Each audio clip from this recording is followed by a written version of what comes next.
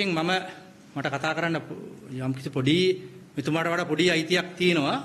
මොකද බස්නාහිර පළාත් මාර්ග සමාගයේ ප්‍රවාහන අධිකාරියේ කිලෝමීටරට අය කරන ගාස්තු මිල තීරණය කිරීමේ කමිටුවේ සමාජිකයෙක්. එතකොට මට යම් කිසි ඒ සම්බන්ධයෙන් පොඩි අත්දැකීමකුත් තියෙනවා. මීටරයට දුවන්න බෑ කියලා කියනවා. එතකොට බස්නාහිර පළාත් සභාවේ මාර්ග සමාගයේ ප්‍රවාහන අධිකාරියෙන් නිශ්චිත කරලා තියෙන මිල තමයි පළවෙනි කිලෝමීටරයට රුපියල් 100යි. දෙවෙනි කිලෝමීටර රුපියල් 85යි. කවුරුද දැකලා තියෙන 85 මීටර? කවුරුත් දැකලා නැහැ. හරි?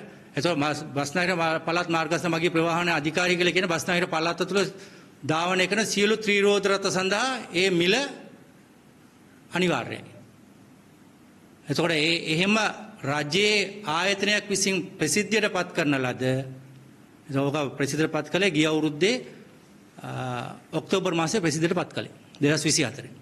ප්‍රසිද්ධියට පත් කරන ලද මිලට වඩා වැඩි මිලක් අය කරනවා නම් ඒ සම්බන්ධයෙන් පැමිණිලි කිරීමේ අයිතිය පාරිභෝගිකයාට තියෙනවා. පැමිණිලි කර හැකි තැන් තුනක් තියෙනවා. මාර්ග සමාගයේ ප්‍රවාහන අධිකාරිය 1, 2 ශ්‍රී ලංකා පොලිසිය, 3 පාරිභෝගික අධිකාරිය. දැන් කී දෙනෙක්ද ඔකට පැමිණිලි කරලා තියෙන්නේ? පළවෙනි දේ. දෙවෙනි දේ ස්ටෑන්ඩ් එකේ රියදුරා මීටරයට යන්න බෑ. මීටර පාඩු කියලා කිව්වට ගණනය කරලා තියෙන එක ක්‍රමයකට. එතකොට Tamanට අසාධාරණයක් වෙනවා නම් Tamanට පාඩු වෙනවා නම් Taman ගණනය කළ යුත්තේ කිලෝමීටරයක් සඳහා සිදුවන්නා වූ වැය මොකක්ද කියන එක. එතකොට සාමාන්‍යයෙන් හැබැයි ඒක අර කමිටුවේ තාම ඒක නිල වශයෙන් පිළිගත්තේ නැහැ. අපේ ගණනය කිරීමේ අනුව කිලෝමීටරයක් සඳහා වැය වෙන්නේ එයා දවසට කිලෝමීටර් 80ක් දුවනවා නම් රුපියල් 58ත් රුපියල් 63ත් අතර වියදමක් එයාට දරන්න සිද්ධ වෙනවා. දැන් තියෙන මිල ගණන ඒ කියන්නේ රියදුරාගේ වැටුපත් සහිතව මම කියන්නේ. වැටුපත් සහිතව රුපියල් 58ත් 63ත් අතර ප්‍රමාණයක් කරන දවසට කිලෝමීටර් 80ක් දුවන ඒ පුද්ගලයෙක්. කිලෝමීටර් 80 දිවුවම එයාගේ ඵලදායීතාවය සාමාන්‍යයෙන් පිළිගන්නේ 45% ඉඳන් 56% දක්වා කියන එක තමයි පිළිගන්නේ. ඔය ඇප් වල බොහෝම හොඳට හොයනවා කියන මිනිස්සුත් 70%කට වඩා කාටවත් හොයන්න බෑ ආදායමක්. හරි. ඒතකොට ආදාය කිලෝමීටර් 80 දුවන ප්‍රමාණය තියෙන. එතකොට ඒ කියන පුද්ගලයා මොනවා කිව්වත් පාරිභෝගිකයේ හැටියට Tamanට පැමිණිලි කළ හැකි තැන් තුනක් තියෙනවා. තැන් තුනේ පැමිණිලි කළ හැකි ගාස්තු මීටරයක් නැත්තම් අපේ ඊට කලිනුත් අපේ මාධ්‍ය වල ප්‍රකාශ කරලා තියෙන ගාස්තු මීටරයක් නැත්තම් කරුණාකරලා ගාන අහලා නගින්න කියලා කියනවා. ඒතකොට මිනිස්සු හිතන ඇප් වල හරි ලාභයි කියලා. ඇප් වල ලාභයි. වැස්සේ නැත්තම් අර මේ ජස්මින් සහෝදරයා කියව අකුණු ගැහුවේ නැත්තම් ඔය ඔෆිස් එකේ ඇරෙන වෙලාවල නැත්තම් රෑ 7ට කලින් නම් ඔය ලාභ කියන එක තියෙනවා. මොකද ඒගොල්ලෝ දුවන සාමාන්‍යයෙන් ගත රුපියල් 60යි 70යි ඒ ප්‍රමාණයට දුවනවා. හැබැයි අර BMICH එකේ මේකක් තිබ්බොත් මොනවාද ප්‍රදර්ශනයක් තිබිච්ච දවසට නම් කිලෝමීටරේ රුපියල් 350ට යනවා. හැබැයි එතකොටත් අර පාරිභෝගිකයා ඒ කියන්නේ පාරේ යද්දි පාඩුයි කියලා වැඩියෙන් අය කරනවා කියපු පාරිභෝගිකයා අර ඇප් එකේ දෙයිය හත් දෙයියනේ කිසි ප්‍රශ්නයක් නැතුව රුපියල් 350ට හයර් එක බුක් කරලා ගිහිල්ලා බහලා සල්ලි දීලත් යනවා. එතකොට පළාත් සභාවේ නීතිය අනුව ඇප් එකටවත් අය කරන්න බෑ වැඩි ගාණක්. රියදුරට අය කරන්නත් බෑ. ඒකේ යට ඕන ගාණක් දුවනවා. නිකන් දුන්නත් ප්‍රශ්නයක් නැහැ. තහනක් නැහැනේ. දන්සල් දීම සඳහා කිසිම තහනමක් නැහැ. මම සල්ලි ගන්න නැතිව මට දුවන්න පුළුවන්. හැබැයි අර නීත්‍යානුකූලව දාපු මිලට වඩා වැඩි මිලක් අය කිරීමේ හැකියාවක් නැහැ. ප්‍රශ්නේ තියෙන්නේ ඒ සම්බන්ධයෙන් පැමිණිලි කරන්නේ කීයෙන් කී දෙනාද? පළවෙනි ප්‍රශ්නේ, දෙවෙනි ප්‍රශ්නේ ඒ සම්බන්ධයෙන් ඒ සොයා බැලීම් කරන්නේ අදාළ ආයතන විසින් සොයා බැලීම් කරනවාද කරන්නේ නැත. ඒක තමයි තියෙන්නේ. ඔව්. ඔව්.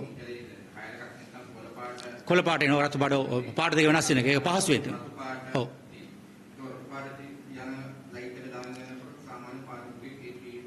නවතන්නේ නැහැ. ඔව්. හැබැයි කොළ පාට දාගෙන යනකොට අනිවාර්යයෙන්. හැබැයි ළඟට ওই මීටරේ යන්නේ නැහැ. ඔව්. ඒ කියන්නේ යුදුවේ පාරමෝගේ මුගේ ගුණින් ගන්න ආවල් ඔව්. කියලා කිව්වොත් ගානක් විදියට. ඔව්. සාමාන්‍ය මීටර රුපියල් 100ක වගේ එකක් නා රියදුරාගෙන චෙක් කරන. එහෙම චෙක් කරන්න පුළුවන්. බෑ. ටැක්සි සේවයක් ඒක මගේ ටැක්සි සර්විස් එකක් කියලා කිව්වම ඒක කාර් එකක් වෙන්න පුළුවන්, ත්‍රී වීල් එකක් වෙන්න පුළුවන්, මොටර් සයිකලයක් වෙන්නත් පුළුවන්. නැත්නම් ඉදිරියට පුස් සයිකල් වෙන්නත් පුළුවන්. මොකක් වුණත් තමන් ගමන් ඒ කියන්නේ තමන් හයර් එකක් ගැනීමේ බලාපොරොත්තුෙන් ඉන්නවා කියලා ඉන්නවනම් නැවතුවාම ළඟ යන්නේ නැහැ, ඒ පැත්තට යන්නේ නැහැ මේ පැත්තට යන්නේ නැහැ කියලා කියන්න කිසිම අයිතියක් නැහැ. හැබැයි ගැටලුවක් තියෙනවා.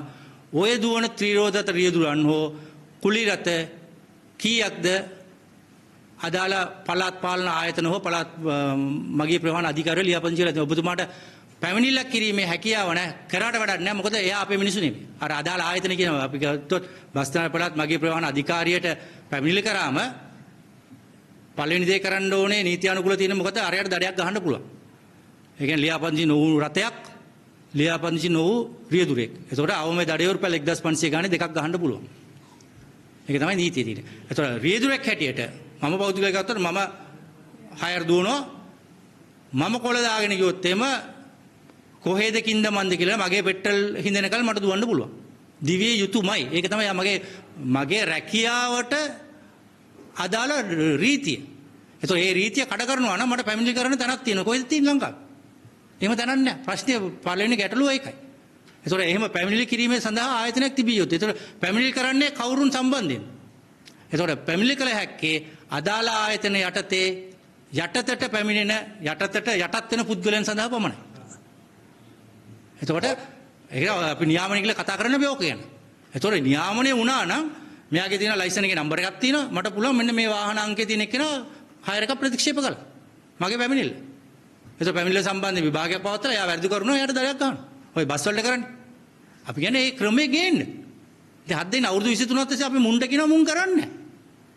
අපි කියන්නේ ඒක ක්‍රමයේ ගේන්න අපි එකඟයි. අපි එකඟයි මොකද අපි නීත්‍යානුකූලව වැඩ කරන්න අපි සූදානම්. දැන් ඔය වෙලා තියෙන්නේ අතොලොස්සක් ඔය ඕක ඇතුළට එන්න අකමැති මිනිස්සු ප්‍රමාණයක් ඉන්නෝනේ.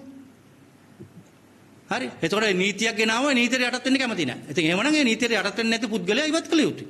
ඒතර ඉවත් කරන්න නම් නීතිය තුලට මිනිස්සු ගේන්න ඕනේ. ගෙනාවොත් තමයි ඒක නීතියට අවනත නොවන පුද්ගලයන් ඉවත් කරන්නේ. එතකොට ඔය කුඩුකාරයෝ ගංජාකාරයෝ අපි කියනවා එහෙම කුජිකාරයෝ ගණ්ඩකාරයෝ බඩුකාරයෝ අයින් වෙනවා. ඉතින් අයින් කිරීම සඳහා අර නියාමනය කියන කෑල්ල එන්න ඕනේ. නියාමනය කියද්දී මෙතුමා කියපු විදිහටම ඇප් මිනිස්සු විතරක් නෙමෙයි. පාරේ දුවන මිනිස්සු විතර මේ ඔක්කොම ටික එන්න ඕනේ. ඔක්කොමලා වරන් තමයි නියාමනය කරන්නේ. නැත්නම් ඇප් දුවන කට්ටිය කම්පැනිට ඕන ගානට ඒගොල්ලන් දුවාගත්ත අපිට සම්බන්ධ නැහැ. ඒ බබා හුකුම් කරන්න බෑ. එතකොට වැරදි මහත්තයෝ. මොකද ඇප් කාර්යය උදේවරු රුපියල් 60ට දුවනවා. හවසට 350ට දුවම එතන ස්ටෑන්ඩ් එකේ ඉන්නේ එකයි ඉන්නේ. මොකද පොල් ගන්නද? ඌත් කල්පනා කරනවා අරුන්ට 350ට කිලෝමීටර යන්න පුළුවන් මම 250 කිලෝත් මොකද වෙන්නේ කියලා.